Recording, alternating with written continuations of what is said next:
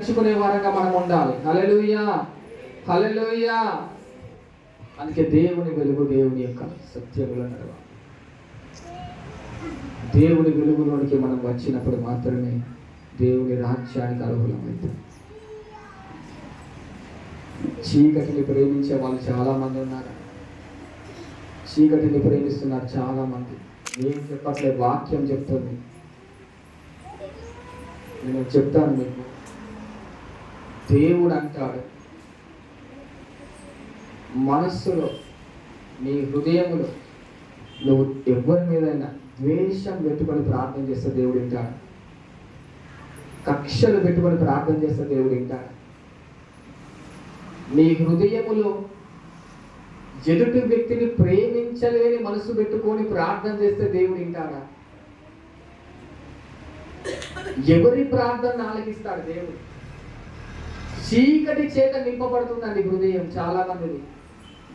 చీకటి పైకి వెలుగు సంబంధులుగా కనబడుతున్నా లోపలంతా చీకటి. సాతాను ఏంటిదో తెలుసా? వాడు వెలుగు దూత వేషం వేసుకొని సంఘంలో ప్రవేశిస్తాడంట. ఎలా ప్రవేశిస్తాడు సంఘంలోనికి సైతాన్ అంటే? చూస్తేనేమో వెలుగులాగానే కనబడతాయి, కానీ వెలుగు కాదు, లోపలంతా చీకటి. బయటికి చూస్తేనేమో గొర్రెలాగా కనబడతాడు, కానీ గొర్రె కాదు, లోపల క్రూరమైన తోడేలు. పైకేమో చాలా నీతి, నిజాయితీ, భక్తి, ప్రేమ ఇది అన్ని కనబడతాయి, కానీ మనసు వేరు, హృదయము వేరు. దేవుడు ఏం చూస్తాడో తెలుసా? మనుషులైతే పై రూపాన్ని బట్టి తీర్పు తీరుస్తారు, దేవుడు హృదయాన్ని చూస్తాడు. ఈరోజు హృదయం సరిగ్గా లేకుండా, మనసు సరిగ్గా లేకుండా పై రూపం ఎంత చక్కగా ఉన్నా దేవుడి దృష్టిలో పనికి రాదు. దేవుడు మాట అంటాడు ఏంటో తెలుసా?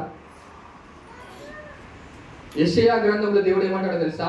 నా మందిరానికి మిమ్మల్ని ఎవరు రమ్మన్నా? పాపులు గుంపు కూడిన ఉత్సవ సమాజాన్ని నేను ఓర్చజాలను. నా మందిరానికి మిమ్మల్ని ఎవరు రమ్మన్నారు? నా మందిరంలోకి నువ్వు రావాలి అంటే నీ ప్రవర్తన సరి చేసుకొని అడుగు పెట్టాలి. మీ చేతులు ఈ రక్తముతో నిండి ఉన్నవి, మీ హృదయము పాపముతో నిండి ఉన్నది. నా మందిరంలోకి ఎవరు నా ఆవరణంలో త్రొక్కడానికి ఎందుకు వచ్చారంటాడు ప్రభు. ఎంత పరిశుద్ధుడు తెలుసా దేవుడు? ఎలా పడితే అలా దేవుని మందిరంలో అడుగు పెట్టడానికి దేవుడు ఒప్పుకోడు. మందిరానికి వెళ్ళినప్పుడంట నీ ప్రవర్తన జాగ్రత్తగా, నీ ప్రవర్తన సరిగ్గా లేకుండానే అడుగు పెడుతున్నారు చాలా మంది. హృదయం మారట్లే, మనసు మారట్లే, దేవుడికి లోబడట్లే.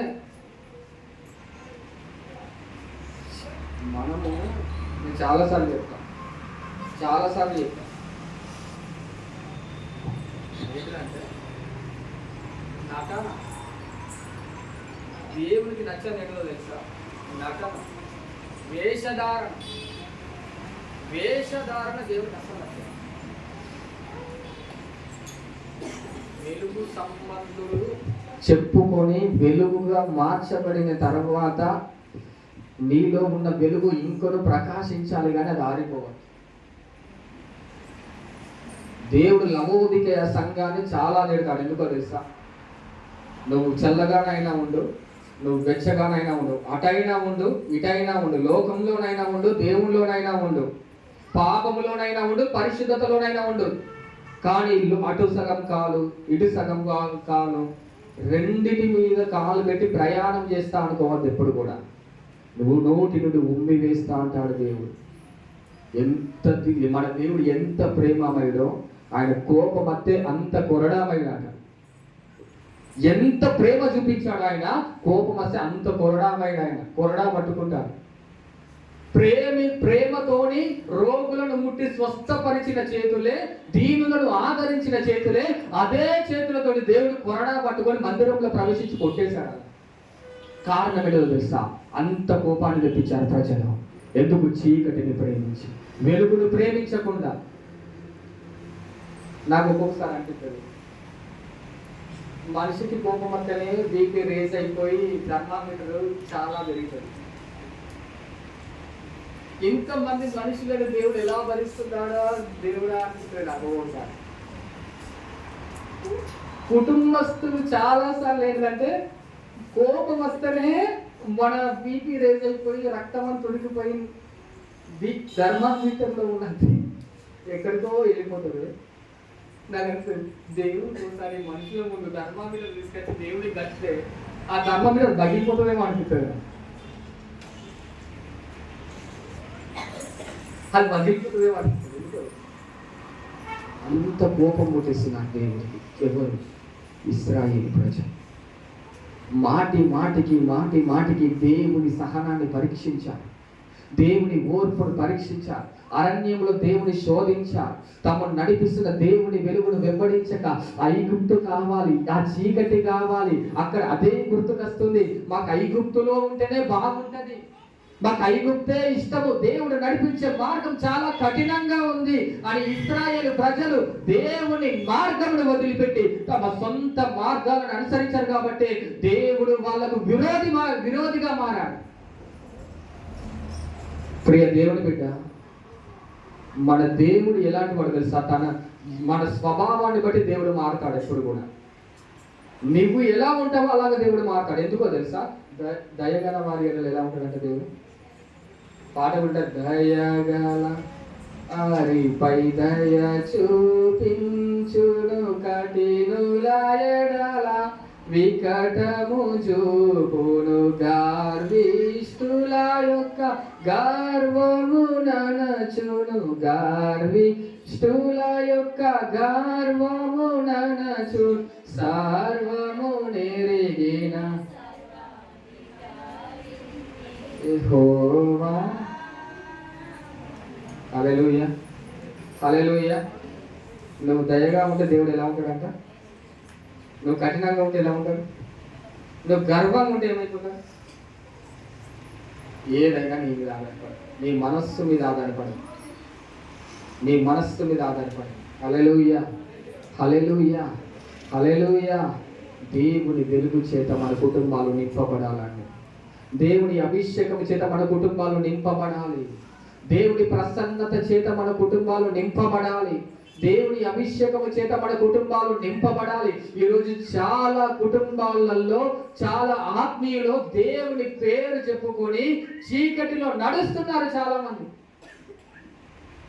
చీకటికి ప్రాధాన్యతనిస్తున్నారు చాలా మంది. హల్లెలూయా. గుడ్డివాడికి రోజు ఏమైతే చెప్పండి, ఈయన గుడ్డలో పడతాడు ఆయన.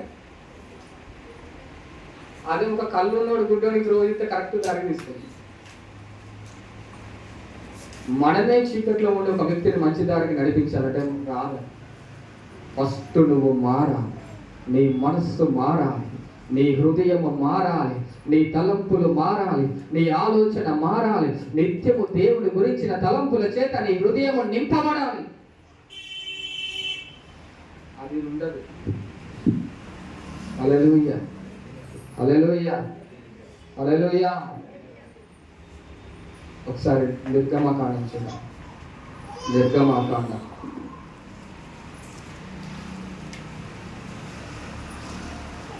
నిర్గమకాండము 10వ అధ్యాయం 23వ వచనం.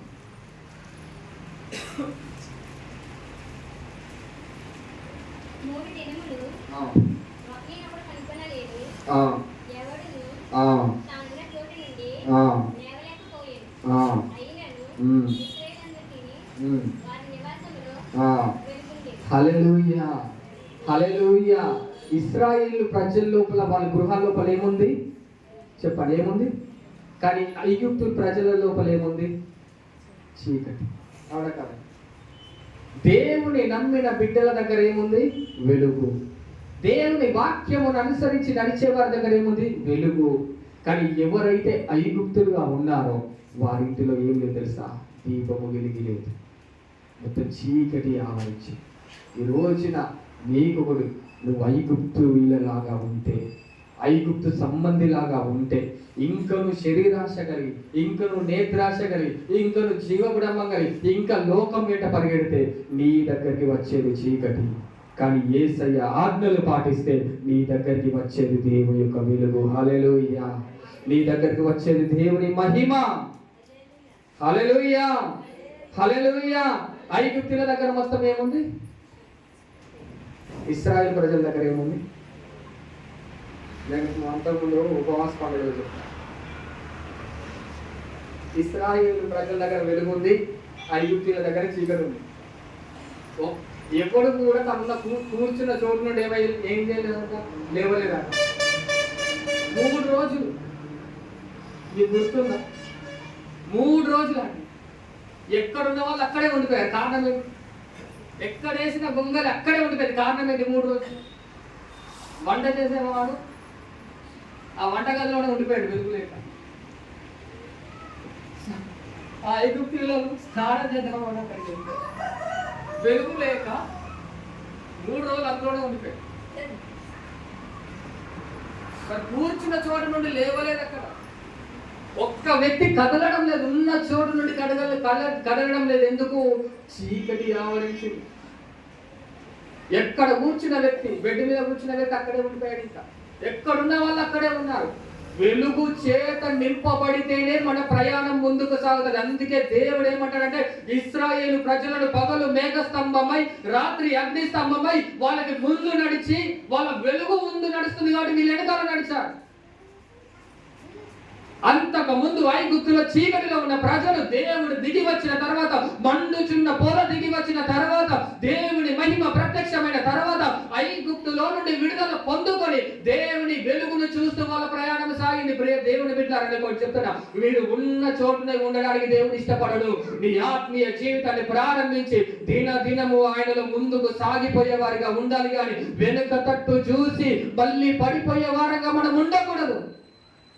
లూసిఫర్ పరలోకంలో వెలుగు చేత నింపబడిన వ్యక్తి, అభిషేకం పొందుకున్న కేరువు, రత్నాలు, వైజూర్యాలు అన్నిటిని దేవుడు అలంకరించాడు. అయినా ఒక దినాన చీకటిని కోరుకొని చీకటి సంబంధిగా మారి పాతాళంలో ఒక మూలకు త్రోయబడ్డాడంట. ఇప్పుడు నువ్వు వెలుగుతున్నావా అనేది కాదు, ఈ వెలుగు అనేది కడ వరకు కొనసాగించుకుంటున్నావా అనేది చాలా ఇంపార్టెంట్. ఇప్పుడు నువ్వు రక్షణ పొందుకున్నావా అనేది ఇంపార్టెంట్ కాదు, నువ్వు పొందుకున్న రక్షణ నీ అంతము వరకు, కన్ను మూసేంత వరకు దాన్ని కొనసాగించుకుంటున్నావా అది చాలా ఇంపార్టెంట్. పరిశుద్ధాత్మ చేత నింపబడడం గొప్ప విషయం కాదండి. ఆత్మ వరాల చేత నింపబడడం కూడా గొప్ప విషయం కాదు. ఆ ఆత్మ వరాలని దేవుని రాకడ వరకు దేవుని కోసం నీవు ఉపయోగిస్తున్నావా అది చాలా ఇంపార్టెంట్. నేను అప్పుడెప్పుడో చాలా భక్తి చేశానండి, కానీ ఇప్పుడు ఇదిగా అప్పుడు ఎప్పుడో చేసిన భక్తి కంటే ఇప్పుడు నేను చాలా అధికంగా చేశానండి అని అనేది చాలా సాక్ష్యం. మనమేమో మొదట్లో చాలా ఆసక్తి ఉంటుంది. స్టార్టింగ్ దేవుని నమ్మినప్పుడు ఎట్లా ఆసక్తి ఉంటుందో చెప్తాను.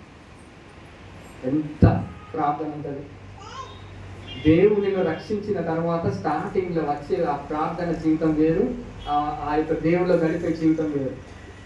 రాను ఏమైపోతుంది, ఎప్పుడు చేసే ప్రార్థన, ఎప్పుడు చదివిన వాక్యమే కదా, ఎప్పుడు విన్న వాక్యమే కదా. సేవకుల నుంచి స్టార్టింగ్ లో నేను దేవుని నమ్మినప్పుడు అంటే ఉపవాసం, అంటే ఉపవాసం. నేను స్టార్టింగ్ లో దేవుని నమ్మినప్పుడు కొత్తగా దేవుని తెలుసుకున్నాను. నేను స్కూల్లో ఉన్నప్పుడు అప్పుడు ఎట్లుందో తెలుసా, అంటే ఉపవాసం, అంటే ఉపవాసం, అంటే చర్చి, అంటే చర్చి. మా స్కూల్లో ఉండేదండి ఇల్లు. స్కూల్లో ఇల్లు ఉంటే సార్లు కనిపిస్తే ఎవరి మీద ఉంటుంది, నా మీద ఉంటుంది. అవునా కదా, నేను మంచిగా చదువుకోవాలి, స్కూల్ ఉంటాను. మా ఇల్లే స్కూల్ ఉండేది, ఇల్లే స్కూలే ఇల్లు కాదు, ఇల్లే స్కూల్ ఉండేది. అందరి దృష్టి నా మీద ఉండేది. వీళ్ళు ఎక్కడైనా మంచిగా చదువుకొని గొప్ప ప్రయోజనం చేయాలని 5 సార్లు అందరు కలిసి నాకు ఎటు వెళ్ళనిచ్చేవాళ్ళు కాదు. అందరేమో సార్ నాకు జ్వరం వస్తుంది, నేను స్కూల్ మానేసాను, లివ్ లెటర్ రాసి ఇవ్వచ్చు. నేను లివ్ లెటర్ రాద్దామంటేనేమో స్కూల్లోనే ఇల్లు కాబట్టి అరే నువ్వు మంచిగానే ఉన్నావు, నీకు జ్వరం ఎక్కడ తప్పించుకోవడానికి. అప్పుడు ఏం జరిగిందంటే నువ్వు అంటే ఉపవాసం, నా అంటే ఉపవాసం. వాళ్ళు రాకముందే చర్చికి వెళ్ళి ప్రార్థన చేసేవాళ్ళు, సార్లు రాకముందే చర్చికి వెళ్ళి ప్రార్థన చేసేవాళ్ళు. అంత ఆసక్తి ఉండే దేవుడు అంటే రాను ఏమైపోతుంది, ఆ భక్తి, ఆ ఉపవాసాలు ఏమైపోతుంది, తగ్గిపోతుంది. ఆ ప్రార్థన జీవితం ఏమైపోతుంది, తగ్గిపోతుంది. ఆ హృదయంలో మంట ఏమైపోతుంది, ఆ హృదయంలో మంట తగ్గిపోతుంది. నీ హృదయంలో ఉన్న మంట ఎప్పుడు తగ్గకుండా చూసుకోవాల్సిందే నీవే. నీ హృదయంలో ఉన్న దేవుని ప్రేమ తగ్గకుండా చూసుకోవాల్సింది నీవే. నీ హృదయంలో ఆర్పజాలని అగ్నిగా దేవుని ప్రేమ నిరంతరము నీలో మండుతూ ఉండాలి. హల్లెలూయా, హల్లెలూయా. స్టార్టింగ్ ఏమో ఒకలాగా, చివరి ఎండింగ్ ఒకలాగా. అది కాదండి. నీకు ఇచ్చిన రక్షణ నువ్వు కడ వరకు కొనసాగించుకోగానే నువ్వు చేసిన భక్తికో ప్రయోజనం ఉంటుంది. నువ్వు పొందుకున్న అభిషేకం అది కడవర దాకా కొనసాగించుకుంటేనే నువ్వు పొందుకున్న అభిషేకానికి ఒక విలువ ఉంటుంది. నువ్వు పొందుకున్న దేవుని కృప అది కడ వరకు కొనసాగితేనే నీ మీద ఉన్న దేవుని కృపకు ఒక విలువ ఉంటుంది. బైబిల్లో చాలా మంది భక్తులు, సౌలు ఉన్నాడు, ఒకప్పుడు ఆత్మచేత నింపబడ్డాడు, కానీ కృప దూరం అయింది. తర్వాత లూసిఫర్ ఉన్నాడు, అభిషేకం పొందుకున్నాడు, కానీ చివరికి పోతే పాతాళంలో ఒక మూలకు త్రోయబడ్డాడు. సొలొమోను ఉన్నాడు, ఫుల్ జ్ఞానం చేత నింపబడ్డాడు, కానీ చివరికి వెళ్తే తన జీవితము ఒక ముసలితనానికి వచ్చేసరికి ఏమైపోయింది? తన చాలా మందిని ఉంచుకొని, చాలా మందిని చేసుకొని, తన కను దృష్టికి తన కన్నులను కాపాడుకోలేకపోయాడు చివరి దినం. ఈ రోజు ప్రియ దేవుని బిడ్డలారా, భయముతో ఉండాలి, వణుకుతో ఉండాలి. ప్రతి క్షణము కూడా భయము, వణుకు. దేవుని సన్నిధానానికి వచ్చినప్పుడు భయపడుతూ ఉండాలి మనం. ఎందుకో తెలుసా? నేను ఏ అపరాధంలో పడిపోవద్దు ప్రభువా, నేను ఏ తప్పిదంలో పడిపోవద్దు, ఏ క్షణాన నేను దుఃఖము కలిగిస్తున్నానో ఆ దానికి నేను దూరంగా ఉండాలని నువ్వు ప్రతి నిత్యం ప్రార్థన చేసుకుంటూ ఉండాలి. హల్లెలూయా. దేహమునకు దీపం ఏంటి చెప్పండి? మన దేహానికి దీపం ఏంటి? కన్నులు ఉన్నాయి కదా అందరు. దేహానికి దీపం. ఈ కన్ను చెడిపోతే దేహం అంతా ఏమైపోతుంది? నీ కన్నులు సరిగ్గా లేకపోతే, నీ దృష్టి సరిగ్గా లేకపోతే, నువ్వు చూసే విధానం సరిగ్గా లేకపోతే నీ దేహము చీకటిలోకి వెళ్ళిపోతాయి. ఈ సెల్ ఫోన్లో ఏం చూస్తున్నారో చాలా మంది, అది మనం చూసేదే మనకు చెప్తుంది. ఇది ఇందులో ఏం చూస్తున్నారో జాగ్రత్త. దేవునికి సంబంధమైన వాక్యాలు వింటున్నారా? దేవుని సంబంధమైన పాటలు వింటున్నారా? దేవునికి సంబంధమైనవి చూస్తున్నారా? ఈ సెల్ ఫోన్లో నువ్వు దేనికి వాడుతున్నావు, దీన్ని నువ్వు చాలా జాగ్రత్తగా గమనించు. ఏమి చూస్తున్నావు నువ్వు మొబైల్ ఫోన్లో చాలా జాగ్రత్తగా గమనించుకో. ఎందుకు? నన్ను నరమాకుడు ఏం చూడట్లేదు కదా, నేను ఇందులో ఏం చూసినా సరిపోతుంది అనుకోవద్దు. నిన్ను చూసే దేవుడు ఉన్నాడు, నీ హృదయమును చూసే దేవుడు ఉన్నాడు. ఏది పడితే ఆ ఇందులో చూడడానికి కాదు, దేవుని వాక్యమును వినాలి, దేవుని పాటలు వినాలి, దేవుని ధ్యానము చేయాలి, మంచికి ఉపయోగించాలి. నేను యవనస్తులు ఉంటారండి, చాలా మంది యవనస్తులు. ఎవ్వరు లేనప్పుడు చాలా మంది ఒంటరిగా ఉన్నప్పుడు వాళ్ళు ఏం చూస్తారో వాళ్ళకే తెలియదు. దీని వల్ల పడిపోతారు చాలా మంది, ఈ మొబైల్ ఫోన్ వల్ల పడిపోతారు. నువ్వు చూసే చూపు జాగ్రత్త ఉండాలి. ఒక స్త్రీని మోహపు చూపుతో చూచు ప్రతి వాడు అప్పుడు ఏమైపోతాడు? తన హృదయం అంటూ వ్యభిచారము చేసిన వాడంట. నువ్వు చెయ్యనవసరం లేదు, చూస్తే చాలంటున్నాడు ప్రభు. నీకు ఆ మనస్సు కలిగితే చాలంటున్నాడు ప్రభు. ఎంత దేవుడు స్ట్రిక్ట్గా ఉంటాడో తెలుసా తన సంఘములో. ఈజీగా వదిలిపెట్టాడు ఆయన. తప్పు చేసిన తర్వాత పర్లేదులే అని ఒప్పుకోడు, రాజీ పడాడు ఆయన. తప్పు చేసిన మోసే అయినా సరే నువ్వు కనాను దేశంలో ప్రవేశించామంటాడు ఆయన. దేవుని ముఖాముఖిగా చూసిన వ్యక్తి అయినా సరే నువ్వు కణాల్లో ప్రవేశించి, ఎందుకు? నేను బండతో మాట్లాడమన్నాను, కానీ నువ్వు దాన్ని ఏం చేసావు? కొట్టావు, నువ్వు కణాల్లోనికి రాకంటాడు ప్రభు. హేరోదంట దేవుని ప్రసంగ పీఠిక మీద కూర్చున్నాడంట. ఎక్కడ హేరోదు? ప్రసంగ పీఠిక మీద ఇలా కూర్చొని దేవుని గణపరచాలి, దేవుని మహిమపరచాలి కదా. కానీ ఏం చేశాడో తెలుసా? తనకు మహిమ రావాలని ప్రసంగం చేశాడట, తనకి ఘనత రావాలని ప్రసంగం చేశాడట. ఈ రోజు ఏ ప్రసంగమైనా సరే, ఏ వాక్యమైనా సరే నీకు ఘనత తెచ్చేదిగా ఉండద్దు. నువ్వు చేసే ప్రతి వాక్యమైనా, నువ్వు చెప్పే ప్రతి మాట అయినా అది దేవుని ఘనపరిచే విధంగా ఉన్నప్పుడే దేవుడు నిన్ను చూసి సంతోషిస్తాడు. ఏ రోజు ఏమైపోయాడు తెలుసా? పురుగులు బట్టి చచ్చిపోయాడు క్షణములోనే. ప్రసంగ పీఠిక మీద, బలిపీఠం మీద ఉండి దేవుని మహిమ పరచాల్సిన అతను, దేవుని ఘనపరచాల్సిన అతను దేవుని గణపరచకుండా ఒక్క క్షణములు ఏమైపోయాడు? పురుగులను వచ్చేసినాడు. పురుగులకు ఆజ్ఞించాడు దేవుడు, అతను నన్ను గణపరచలేడు, మీరు వెళ్ళి ఆయన సంగతి చూడాలి. అడగయ్యా సప్యూరా, ఒక్క అబద్ధం ఆడారు, ఎన్ని అబద్ధాలు? 100 ఆడారు. చెప్పండి, 100 అబద్ధాలు ఆడారు, ఎన్ని అబద్ధాలు ఆడారు? వెంటనే దేవుడు ఉగ్రత కుమ్మరించబడ్డాడు. మన దేవుడు మామూలు వ్యక్తి కాదండి. ఈజీగా తీసుకోవాలి. దేవుని ప్రేమను ఎప్పుడు చులకన తీసుకోవాలి.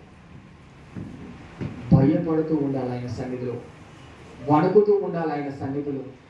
ఆయన సన్నిధికి వచ్చిన నువ్వు ఇక్కడ ఒకలాగా బయట ఒకలాగా కాదు. మందిరమైనా, ఇల్లు అయినా, మనుషుల ముందైనా, మనుషులు లేనప్పుడైనా నీ ప్రవర్తన ఒకటే రీతిగా ఉండాలి, యథార్థంగా ఉండాలి. హల్లెలూయా, హల్లెలూయా, హల్లెలూయా, హల్లెలూయా. మన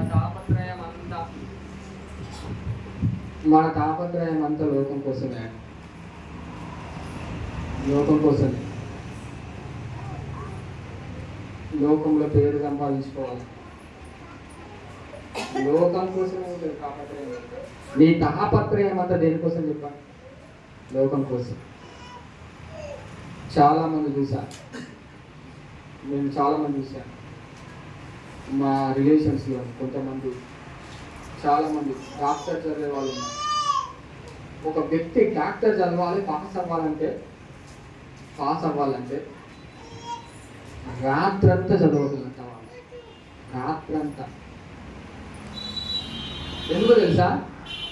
రాత్రంతా నిద్ర లేకుండా చదివితేనే వాళ్ళు పాస్ అవుతారు.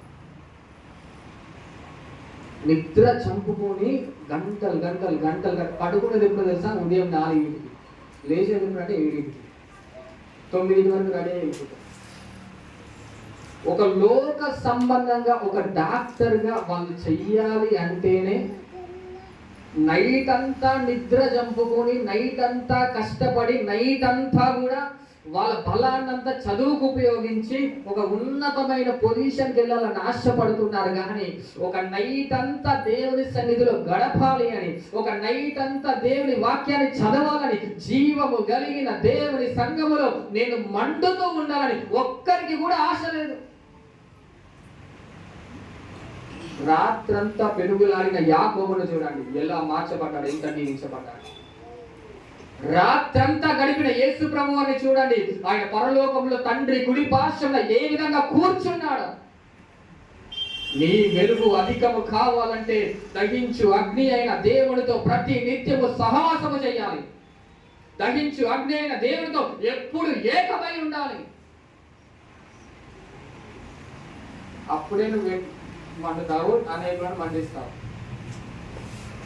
హల్లెలూయా, హల్లెలూయా, హల్లెలూయా. సూర్యుడు లోకానికి వెలుగా. నేను చాలాసార్లు చెప్తాను, సూర్యుని వెలుగు ఎప్పుడైనా సూర్యుడికి ఉపయోగపడుతుందా, లోకానికి ఉపయోగపడుతుందా? దేనికి ఉపయోగపడుతుంది చెప్పండి? లోకానికి ఉపయోగమా, సూర్యునికి ఉపయోగమా?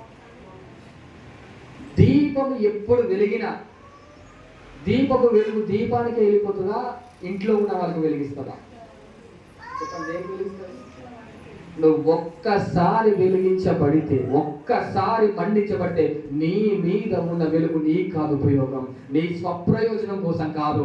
నీ వెలుగు అనేకులకు ఆశీర్వాదకరంగా మారాలి. హల్లెలూయా. నీ మీద ఉన్న వెలుగు అనేకులకు దీవెనకరంగా మారాలి. హల్లెలూయా. ఈ లోకానికి ఒక దీవెనగా నీవు మారాలి, ఒక ఆశీర్వాదంగా నీవు మారాలి.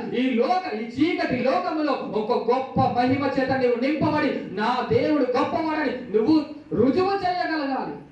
క్రియలలో కాదు, నీ జీవితం ద్వారా దేవుని యొక్క మహిమను నీవు కనపరిచే బిడ్డగా ఉండాలి. హల్లెలూయా, హల్లెలూయా, హల్లెలూయా. ఈ రోజున అపవాది చాలా మంది కుటుంబాలను వేధిస్తున్నాడు, చాలా మంది హృదయాలను ప్రేరేపిస్తున్నాడు. కారణం ఏంటో తెలుసా? దేవునికి దూరం చేయాలి. చిన్న వ్యక్తుల దగ్గర నుండి మొదలు పెడితే పెద్ద వ్యక్తుల దగ్గర వరకు నిండా ఉంటే 10 సంవత్సరాలు ఉన్నాయి, 12 సంవత్సరాలు ఉన్నాయి. దేనికి అలవాటు? నిండా చూస్తే చిన్న వాళ్ళు ఇంటింతోళ్ళు ఇప్పుడు ఇంటింతోళ్ళు బండి నడుపుతున్నారు, ఇంటింతోళ్ళు బడికి మానేస్తున్నారు. పెద్దలు అవసరం లేదు, ఇంటింతోళ్ళు చిన్న పిల్లల దగ్గర నుండి ఇష్టానుసారంగా తిరుగుతున్నారు. చిన్న పిల్లలు మందుకు అలవాటు అవుతారు, డ్రగ్స్కి అలవాటు అవుతారు, చిన్నోళ్ళు పాపానికి అలవాటు అవుతారు. ఏది ఎక్కువ ఆకర్షిస్తుంది మనిషిని? పాపమా దేవుడా? నిన్ను ఏది ఆకర్షిస్తుంది? విధానం. నువ్వు దేనికి ఆకర్షితుడమై దేవునికి దూరం అవుతున్నావు ఆలోచించుకో ఒక్కసారి. దేని చేత ఆకర్షించబడి నువ్వు దేవుని సన్నిధికి దూరం అయిపోతున్నావు ఒక్కసారి ఆలోచించు. రే దేవుని బిడ్డారా, ఒక మాట నీకు చెప్పాలనుకుంటున్నా. నీ వెలుగు అధికం కావాలి దినదిన. నీ ప్రసన్నత అధికం కావాలి దినదిన. నీ మీద ఉన్న అభిషేకం ప్రతి దినం అధికము కావాలి. నీ మీద ఉన్న దేవుని వాక్యం అనే అగ్ని ప్రతి దినము అది రగులుకుంటూ ఉండాలి. హల్లెలూయా, హల్లెలూయా. ప్రతిరోజు, ప్రతి క్షణం, ప్రతి నిత్యం నీ మీద దేవుని మహిమ, దేవుని ప్రసన్నత అధికము కావాలి. నువ్వు ఎప్పుడు కూడా తగ్గిపోవడానికి వీల్లేదు, పడిపోవడానికి వీల్లేదు, చల్లారిపోవడానికి వీల్లేదు. హల్లెలూయా, హల్లెలూయా. నాకు తెలిసిన మా వాళ్ళు ఉండే మా ఫ్రెండ్స్ చాలాసార్లు అంటారు, చాలాసార్లు చెప్తా ఉంటారు. ఏమంటారు తెలుసా? మా ఫ్రెండ్స్ అందరూ చాలా మంది లోక సంబంధమైన, నువ్వేం రా సేవ సేవ అనుకుంటా అంటే నా ఆర్మీలోకి వెళ్ళిపోయింది. దేవుడి పని అనుకుంటే ఆ రూట్లోకి ఎందుకు వెళ్ళా? నీకు ఏమొస్తుంది సేవ? ఏమొస్తుంది సేవ? చాలాసార్లు అన్నారు. ఇప్పటికీ కూడా మా ఫ్రెండ్స్, నాతో పాటు చదువుకున్న వాళ్ళందరూ కూడా గెట్ టుగెదర్ చేసుకుంటారు. అన్ని లోక సంబంధమైన అలవాట్లు ఉన్నాయి. ఇంకా ప్రతి విధమైన పాపానికి బానిస అయిపోయారు. లోకంలో ఎంజాయ్ చేయడానికి అలవాటు పడ్డారు. నేను ఒక్కరితో కూడా టచ్లో లేను, ఒక్కరితో కూడా మాట్లాడలేను. వాళ్ళ అవసరం లేదనుకున్నాను. ఎందుకో తెలుసా?